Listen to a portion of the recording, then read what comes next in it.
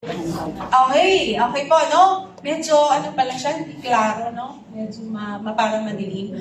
So, ito po, meron tayong, no, na amyendahan na JMC, no, ng Philippine Commission on Women, ng Department of Budget and Management at ng NEDA, na kung saan dito po, no, lagay yung guidelines, yung procedure, paano ginagawa natin, ina-accomplish natin yung ating GAD Plan and Budget and the GAD Accomplishment Report. So, noong una nga po, itong 2012 JMC number 2012-01 and ngayon nga po, mas in-expound siya ng JMC 2022-01 na kung saan po dito, dati, no, ang naka-itemize lang po doon, so yung naka-yellow, sinama na po dito sa bagong JMC, yung Bureau of Bangsamoro Women Council, at saka yung sa Luway, yung sa mga local water district, para po din makapagpasa nga, kasi wala pa sila noon sa sistema ng Gender Mainstreaming Monitoring Framework ng system ng PCW. So kaya po, no, sinama na din sila para nakakapag-submit na din ng GAD Plan and Budget. So ito nga po yung minomonitor din ng PCW. So ito ang ating GAD Planning and Budgeting, no, ay ginagawa po natin annually, di ba? So nagpa-planning tayo kasama doon sa ating pong budget na nag-allocate tayo ng at least 5%. So yan po, malinaw po, at least 5%. So meaning, hindi doon lang po tayo titigil kasi minsan po, ang nagiging practice ng ibang mga agency, pag na-reach na yung at least 5%, okay na. So pagdating natin sa GAD Accomplishment Report, minsan 3% lang yung nagamit. Hindi actual na yung 5%. So, mas maganda sa planning natin po, no? Mas i-increase natin, wag tayo po malimit, no? Okay na yan, naka at least 5% pa tayo. So, yun po minsan, nasa sacrifice. Pagdating, alam naman natin na maraming mga intervening ng awareness raising din sa mga communities, for example, or sa mga offices, na i-integrate nyo na po ba ang gender perspective? Ayan, kung may mga module tayo, na ginagawa para din sa atin po sa internal employees natin ng mga capacity building. May mga sessions or ano din po ba tayo doon? Sections on halimbawa gender sensitivity awareness. So mahalaga po yun, no, na mainstream din natin sa regular program natin. And of course, the GAD budget, which is the cost of implementing the GAD plan, shall form part of and is not an addition to the agency's approved annual budget. So doon natin kukuhain sa total GAA, sa General Appropriations natin po. No? And yan. So dito po, kita nyo naman, naka-mention po talaga kayo, special talaga kayo, na ang ating agency GAD Focal Point System shall take the lead. Shall take the lead. Sabi po, no? In mainstreaming gender in the agency's programs, activities, and projects. So kaya po, may capacity building. Dahil sa inyo po mismo, no, magsisimula. Kayo ang i-ensure na may mainstream talaga yung gender perspective doon sa ating pong mga PACs. So kaya po, lahat, no, in-expect din natin na pagkatapos nito, naiintindihan natin, dito pala, pwede palang isama na may gender, halimbawa, 2 hours orientation on gender doon sa inyong mga ginagawang capacity building. No po?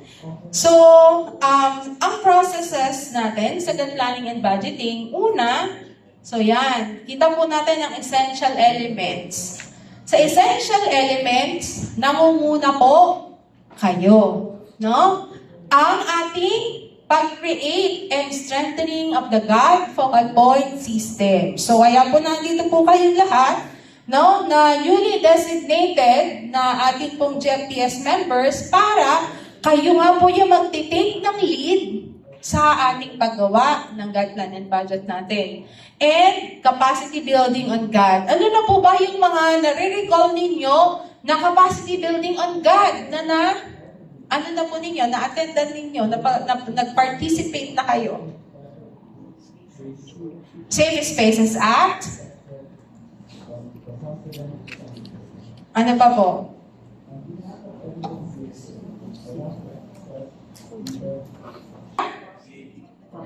Ayan, the anti-bouncy.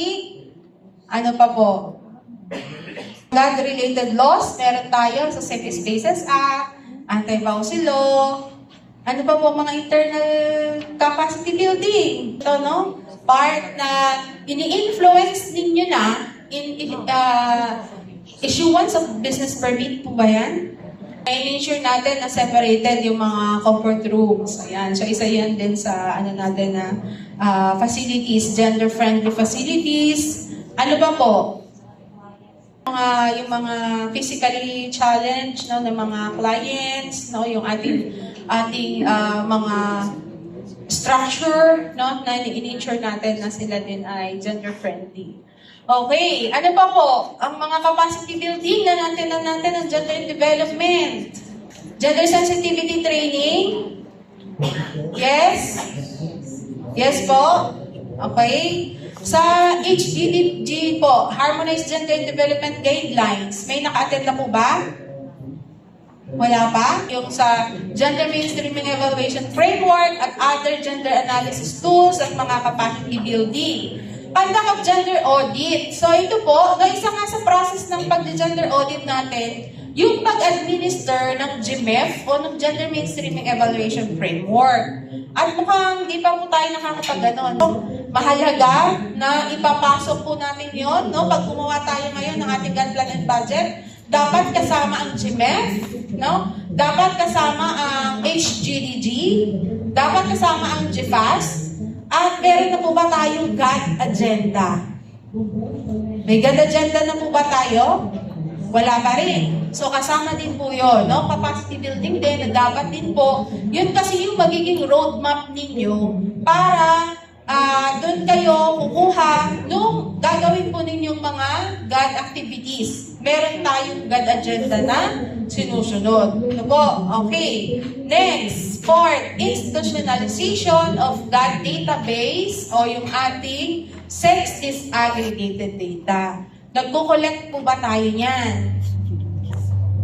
Yes, sa lahat ng region natin? Ang national, opo, nasa national na po ang nagano per region. Okay, so yun po, mahalaga din po yun kasi lalo na din sa mga capacity building.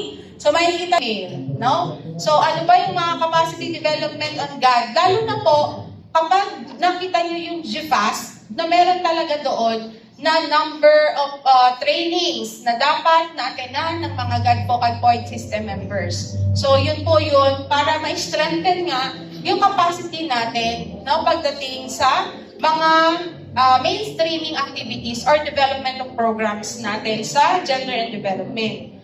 So, dito po, sa pag-create, ayan, ano ang ating and strengthening of GAD Focal Point System. Ano po ang may memo o ano po ba yan? Circular order, may memo. Ayan, reconstitute yung ating GAD Focal Point System. So, meron po tayo, no, na newly reconstituted natin na GAD Focal Point System. So, paano ba yung structure natin dito? No, yan sa ang central office,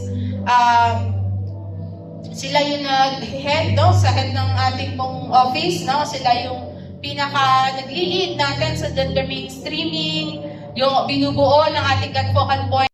Mga ganitong lima, no, na isasama po natin na capacity building ng ating mga GFTS. No? Kailangan, meron tayong gender sensitivity sessions o training. So ito po talaga, no, ay dapat lahat na talagang training. Hindi siya orientation lang. Hindi lang siya one day, kundi training po talaga siya. Guideline and budgeting, ayan. So yan po yung ating gagawin ngayon. So ma-checkan nyo na siya. Ang gender mainstreaming tools, ito po yung ating yung GMEF, Gender Mainstreaming Evaluation Framework. Siya yung HGDG. Bakit? Dahil po natin dito, magiging reference natin kung halimbawa, nag-assess po kayo at lumabas dun sa assessment na data. So yan po, no, mahalaga yan. At maganda po na ang national office natin ay mayroong ginagawa na pong koleksyon ng ating sex disaggregated data. So mahalagang ma-utilize din natin sex disaggregated data and mga God-related information. So mahalaga na tayo yung atin pong nagagawa, no? Kasi minsan pag activity-based, pagtapos ng speaker for this two-day activity, the capacity building seminar for the BFP GAD Focal Point System. Our resource speaker is very passionate in learning. She completed financial literacy, leadership, and social entrepreneurship at the Ateneo School of Government on April 2017. Took Masters in Business Administration at Batangas State University, Nasugbu, Batangas, and graduated Bachelor of Science in Commerce, major in Management at Immaculate Conception College. She received various awards to include being awarded as an outstanding provincial government scholar, not only once, but four consecutive years. And as an outstanding alumni in 2016 at Caritunan Elementary School.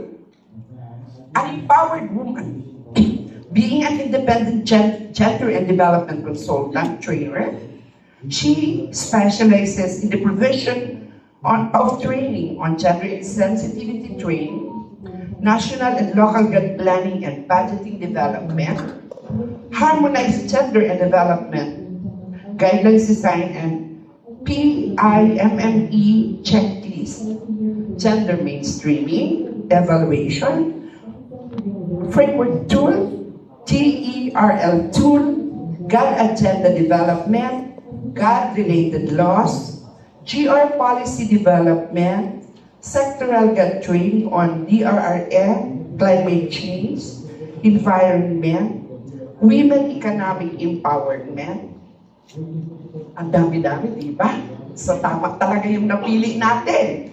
Pakikinabangan natin si Ma'am ng gustong-gusto.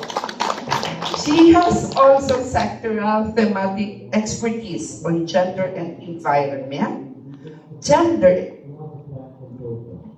and women economic empowerment, gender and project development, gender and M&E. A member of the Philippine Commission on Women since 2014 up to the present. So ilang taon na yun? 10. The chairperson of the Sierra Madre Network Alliance, Incorporated since 2022. Member of the Eco Waste Coalition and founder and owner of ABT Consultancy Services. My dear colleagues, without further ado, let us give a warm welcome to our guest of honor and speaker, the ever-vibrant woman, Miss Araceli B. Mercado. Kung paano mag-prepare ng GAD agenda. So ito po, isasama nyo rin po sa inyong ganda ng budget na dapat po kasi mahigpit na po ng National GAD Policies and Plans. So for example, nakita na po ba natin si GW Plan, si Gender Equality and Women Empowerment Plan. So si GW Plan, siya yung National Gender Equality and Women Empowerment Plan ng gobyerno. At siya yun ang isa sa mga reference na tinitingnan ng mga national government agencies para tayo na focus pa lang muna yung organization. No? Wala pa sila doon sa client. Yung iba naman, meron yung ating template na gagamitan para sa ating pong GAD planning and budgeting.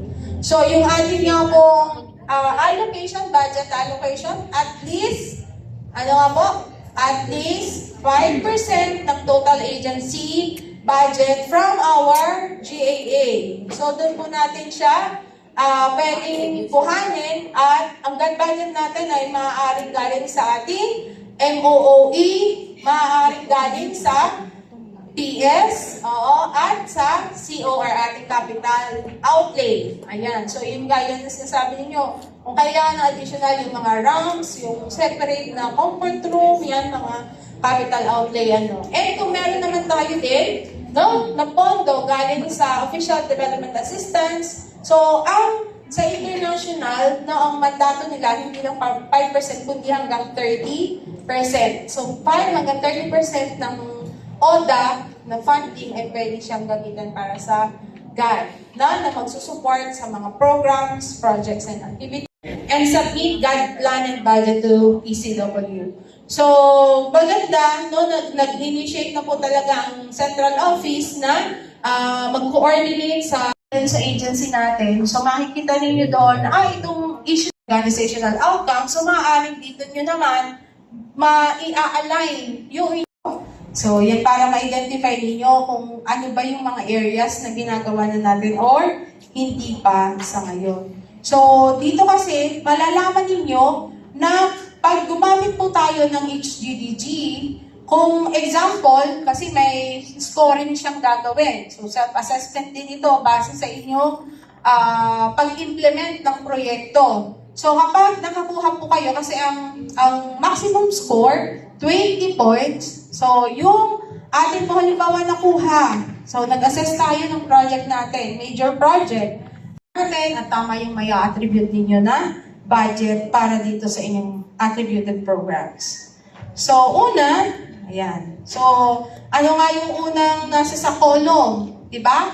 Ng ating template, ang gender issue and or GAD plan budget natin. So, ang gender issue, nasabi po dito, ay mula, no? Na-derive po natin yan dun sa pagre-review natin ng ating SDD o Sex Disaggregated Data or relevant or analysis of relevant information. So, maaari din po ito ng issue, no? Na inyong uncover doon sa analysis na ginawa ay client focus or organization focus. So, yan po yun, no?